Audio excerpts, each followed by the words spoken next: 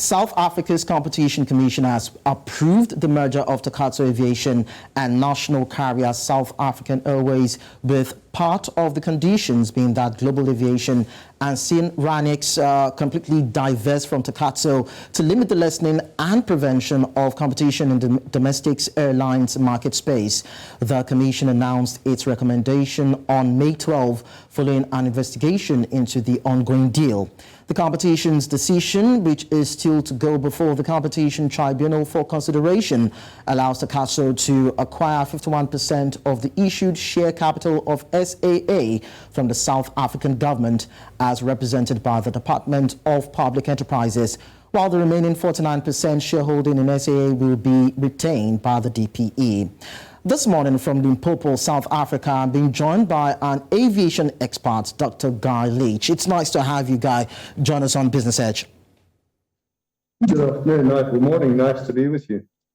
So I'd like you to educate the audience first, talking about the situations and the discussions that led to the merger deal and what the conditions are on table for this particular deal to be ratified.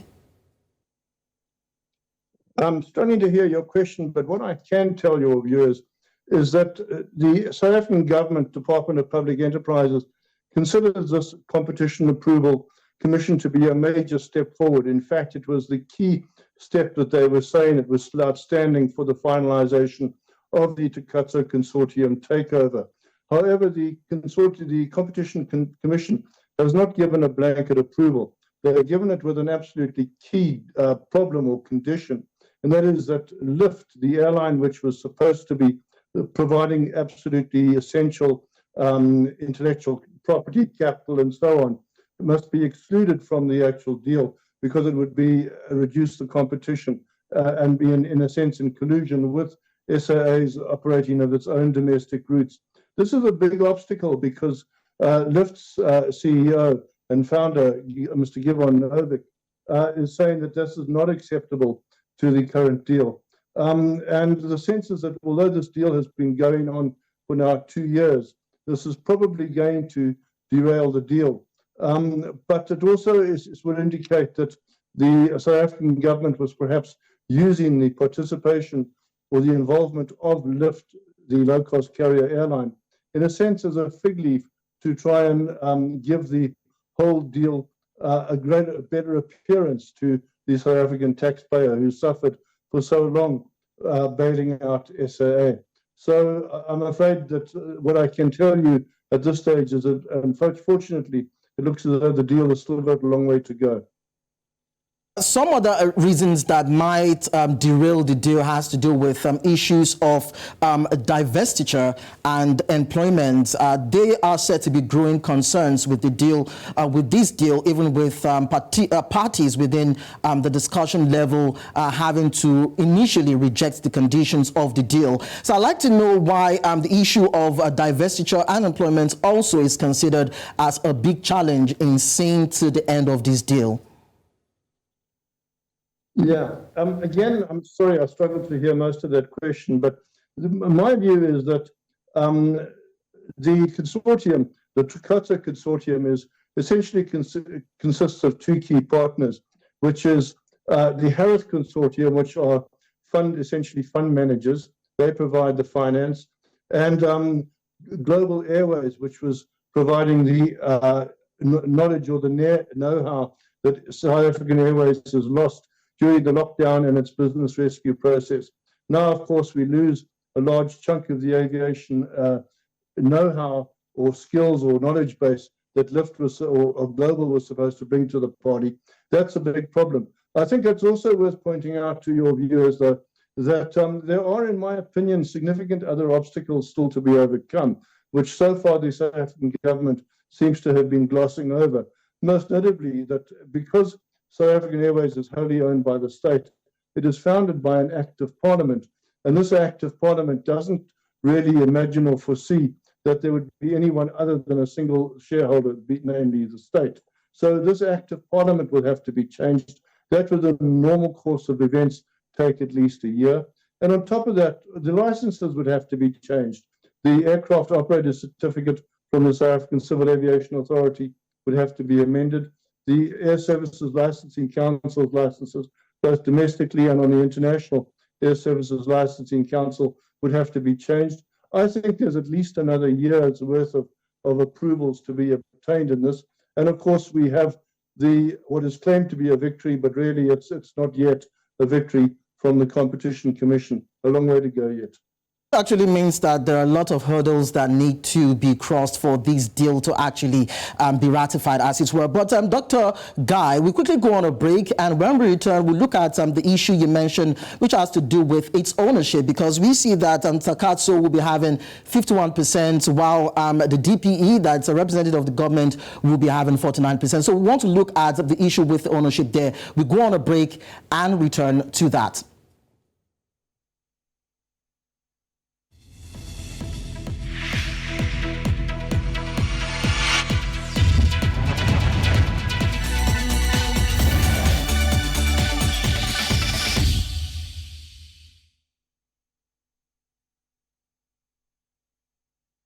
Dr. Guy, can you hear me?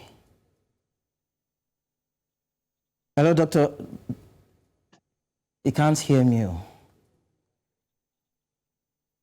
So we're trying to work on the audio. I think we're having bits of technical glitch.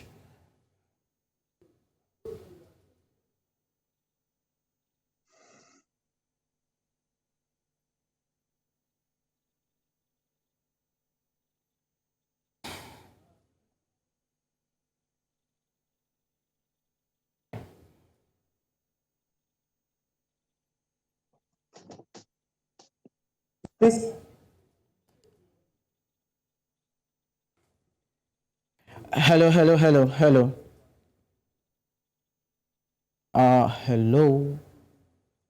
Hello. Mic check 1 2. Yeah. Keep talking. What do you want me to say now? Keep talking. I don't know what to say. So, South Africa's Competition Commission.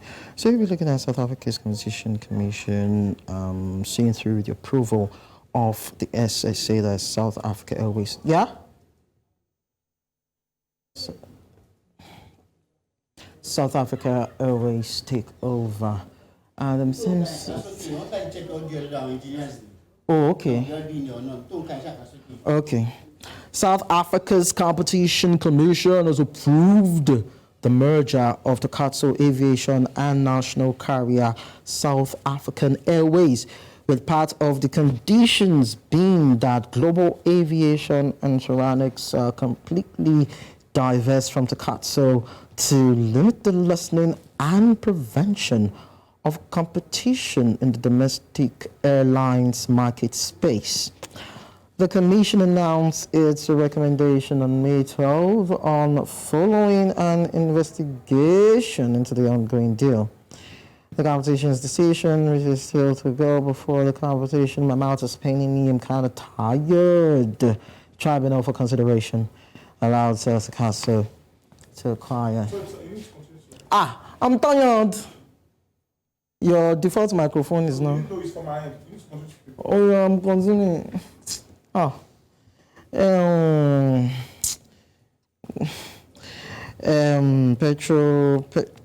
Petrofac, UK qualified institution, oil field services company, announced on Thursday. Okay, Dr. Guy. Hello, Dr. Guy, can you hear me? Hey.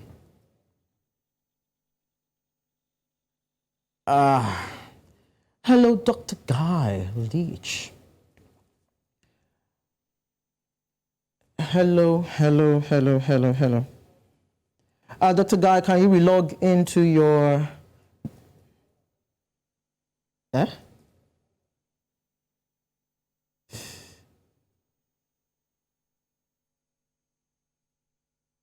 Oh, come on.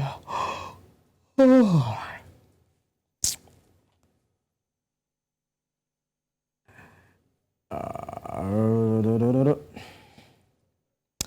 Takatso is required. So we look at that. Show off from South Africa. It's merger with Takatso and the person.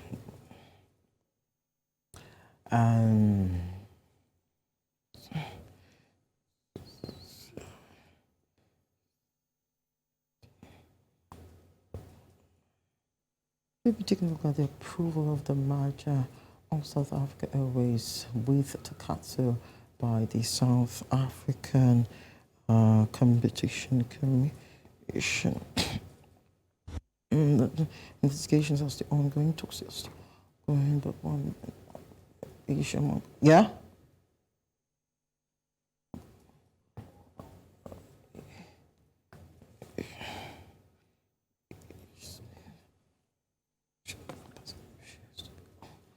By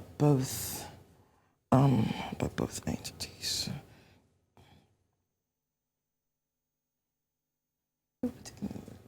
Yeah?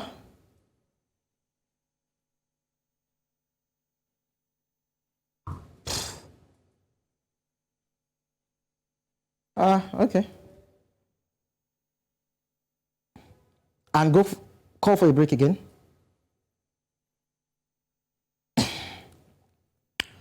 Yeah.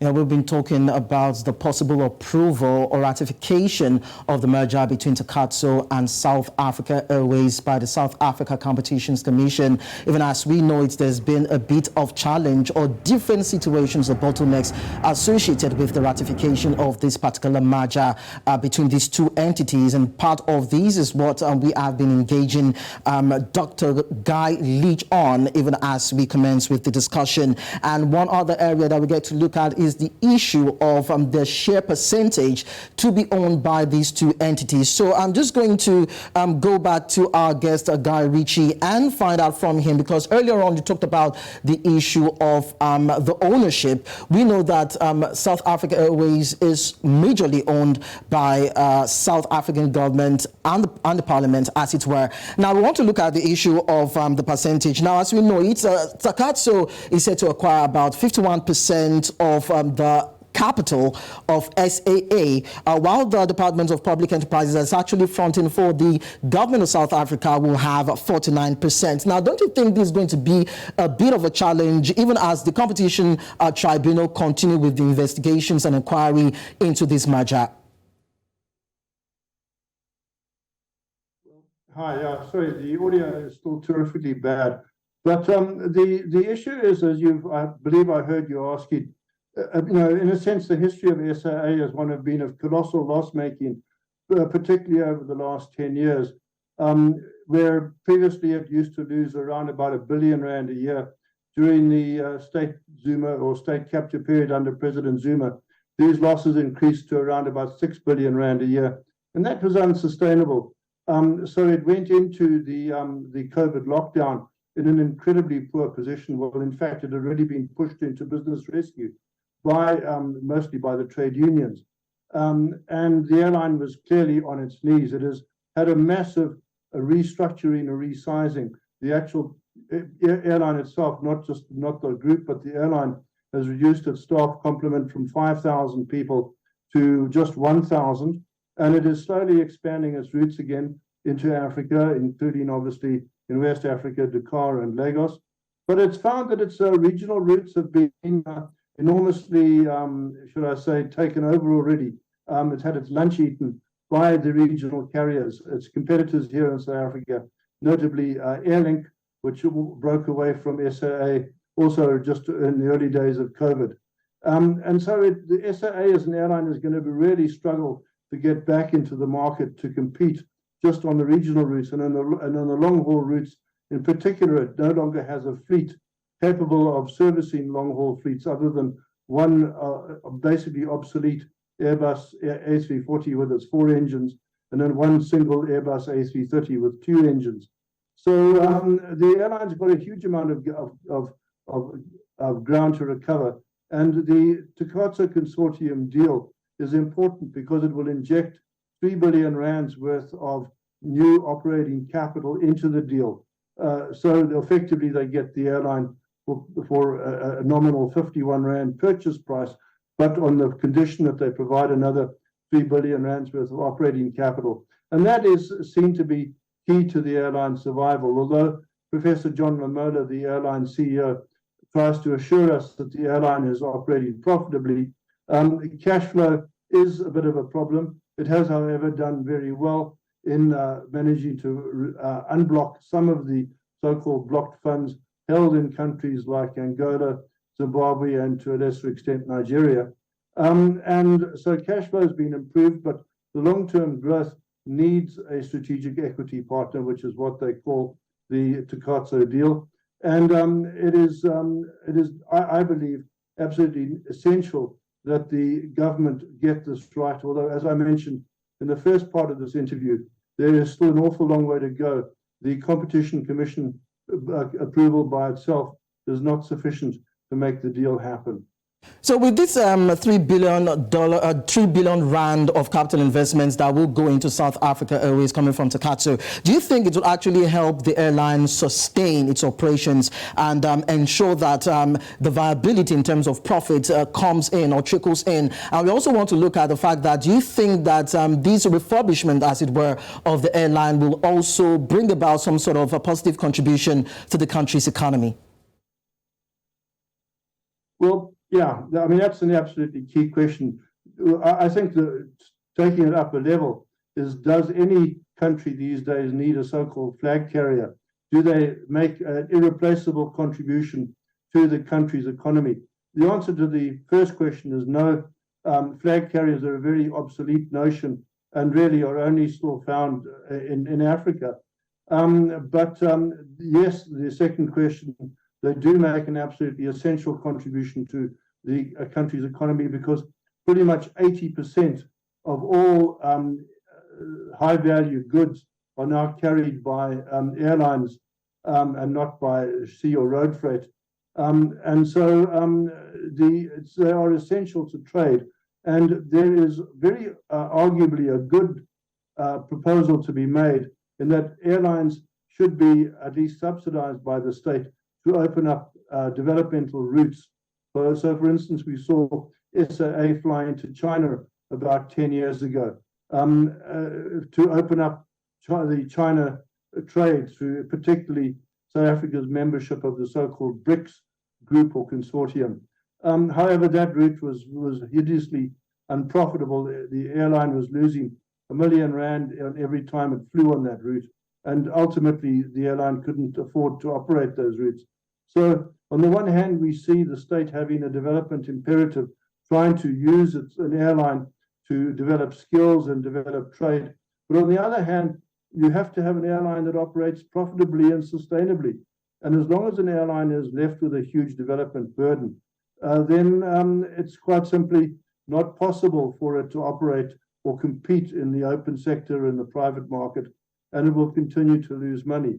I think the other leg of what I believe you were asking me was the importance of airlines to the economy.